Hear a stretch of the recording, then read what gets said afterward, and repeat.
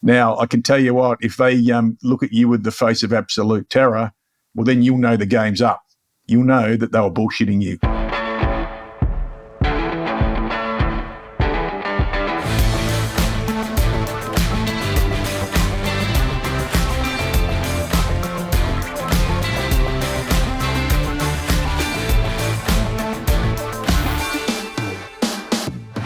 Hey, g'day there, fellow humans. Mark LeBusque here for another episode of the In the Raw podcast, and really enjoying these potties. And thanks again to those who are both sending in the questions and then sending in some questions after my responses to maybe just understand a little bit more about what I'm talking about. As you know, these are done unfiltered, and sometimes I think it has humans being unprepared for the answers that they hear, but that's sort of the beauty of the podcast. So today, let's get stuck straight into it. Oh, before I do, don't forget to hit the subscribe button. The more subscribers and the more you share it out into your community, I think the more questions we're going to get, some more spicy and controversial questions about leadership and human behaviour in workplaces. So question number one for today comes from Alan, and it's a question that is really based around one of the thorny issues in organisations around company values. And Alan asks this. He says, hey, Mark, why do we have people as part of our company values? But when it's time to invest in their growth and development, especially, Alan says, for our mid-level managers, there's little to no investment. So, geez, where do we start with this one? The old values comes up a lot. I hear a lot about it. I've been involved recently in helping an organisation create the values. They did some amazing work. So let's just start with that saying of people are our most important asset. And I wonder at times what that would look like if it was actually the case. And I think in some organisations, Alan, that is the case. And usually in those organisations, they have the people involved in creating the values, because what I've found over time is if we impose values or if we create values that look nice on the wall when somebody walks into our office but we do nothing with them, we can get ourselves into all sorts of trouble. So if you're going to have company values for a start, I'd say make sure you've got your people involved in them. And if you've got the word people in there, that's almost an obvious thing to do. So why do we have the word people in there? And I think part of it, Alan, is we're ticking a box, and organisations are ticking the box because that's what they need to do. They need to look like the people are their most important asset. And just imagine if they really thought that. So I think it's ticking the box.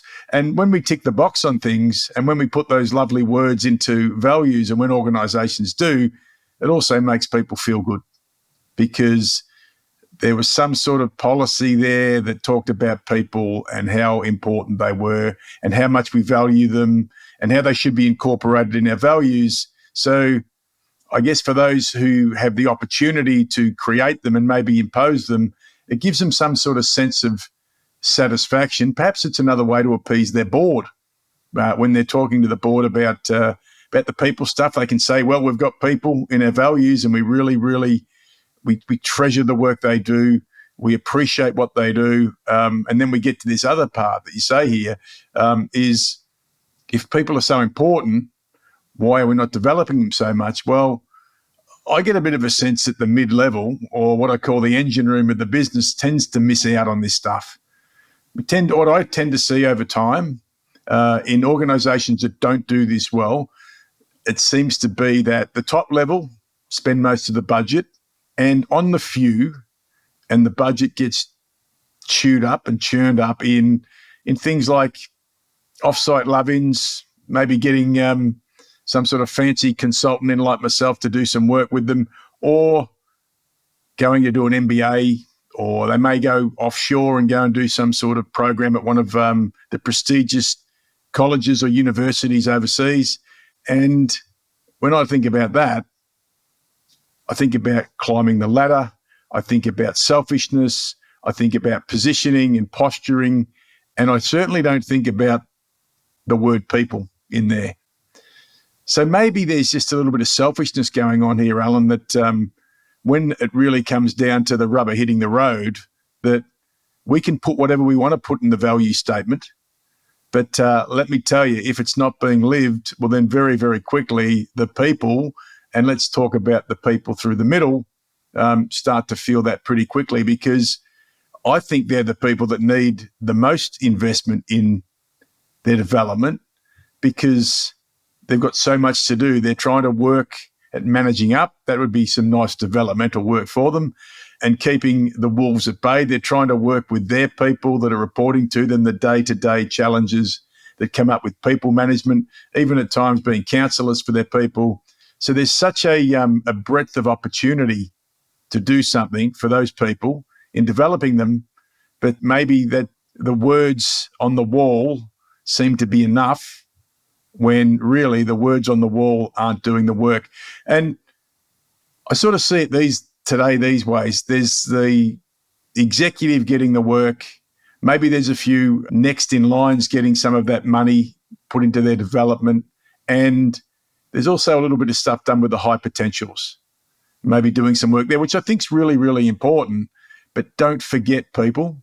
Don't forget the mid-level, because they seem to be the ones that get left to sort of do their own development, if you like. And I don't know what that might look like. But it's certainly not going to help you to do two things, is to progress them and to help them in their leadership career and their leadership effectiveness. So start to think about it a bit more. Wouldn't it be nice, Alan, if organisations who put the P word, people, in their values, or even if they make those statements about people being our most important asset, that they started to show that? I do wonder, and I've just seen the recent the Gallup engagement survey results come out, and there's still a real gap and a real bridge between the engagement of this mid-level, because I guess they're not getting the service from the organisation that they would expect.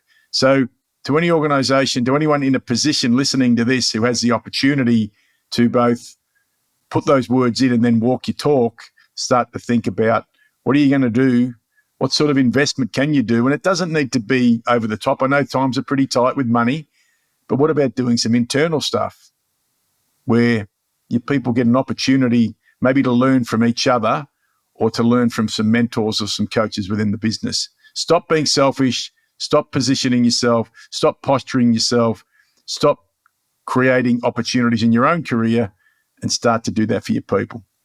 So, Alan, I hope that's been useful for you as a way to think about what we can do there. Now, the second question, which I can relate to this one from Joe. It's a great question, and I think there'll be some people listening to this that have had these words said to them. I certainly have, and I'll share a little bit about that as we get into this one. So Joe says this: my boss keeps telling me that my results are great, but also says, have a crack at this, that their boss isn't always happy with how I get my results. Mark, what should I do? Conform or just keep doing what I'm doing? What a great question. So first of all, I think the first question, Joe, that you need to ask your boss is, just give us a bit more detail about what their boss is not happy about. Because there could be a couple of things going on here, mate, I reckon. One could be that there's some truth to that. So you want to understand what you need to start to do in order to make a decision as to whether you want to appease that boss and change the way you do things, or stick to what you're doing and hold your nerve and go through that. And the second thing you might want to be thinking about is your boss bullshitting to you. Is your boss maybe threatened by you and your good results? So perhaps just throwing a little distraction in to knock you off balance a little bit. So now you may know your boss well enough to get the sense of when they're starting to bullshit you a bit, that there'll be certain body language and behaviour. So look out for that. But I guess there's two things I look at here. One is that human beings are a survival species, and we try and keep ourselves as safe as we can. But let me tell you, mate, there ain't no safe in any organisation today. So this is a moment of truth for you. And I'm not going to tell you exactly what I think you should do, I'm going to give you some options and you'll need to go away and weigh them up, taking into account a whole lot of different things, not just the job there, but I guess your own financial situation, your value set, and how much you're able to either sit with the fact that you might need to compromise that or that you are strong in that space and you're not going to compromise at all.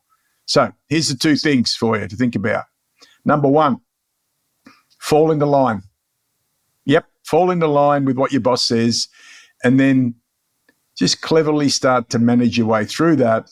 Be aware of some of those behaviors. As I said, be very, very specific with your boss about tell me what I need to do, and then you can fall into line and do what your boss wants you to do, providing that you've established that it's just not bullshit, as I said before, and that they're trying to set you up because maybe they're a bit threatened by you. Now, the second one is pretty simple. It's like stuff them and be yourself, do the great work you're continuing to do. And what I say always to people in these times when it can be challenging for you and you're not quite sure what to do, that little voice is telling you there's going to be significant loss here for you and not much gain. Hold your nerve. That's right. 3 words, hold your nerve. Think about the work you're doing. Think about how transferable those skills are. Think about the great results you're getting, the way that you're serving the people that are working for you, the way you're serving your organization, and hold your nerve. Because what I'll tell you, Joe, is that those skills that you've built, those transferable skills, and I say that very deliberately, are transferable.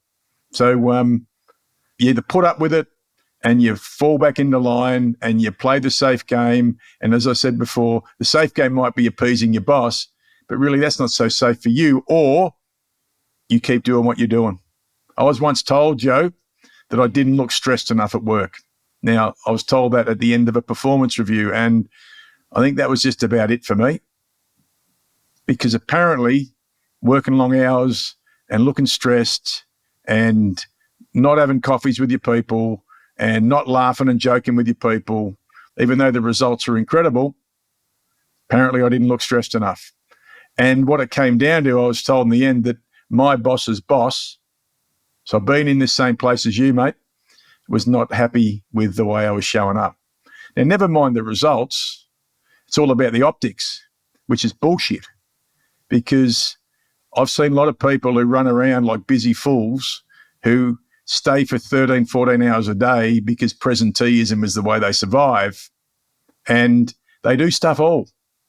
They maybe hit their targets by 2 or 3% every time, but they choose what I call the safe or maybe the piss weak option of working against their value set.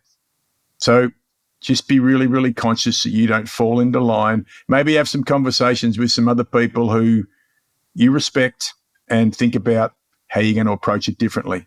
Now, this isn't an easy decision for you to make. I get that.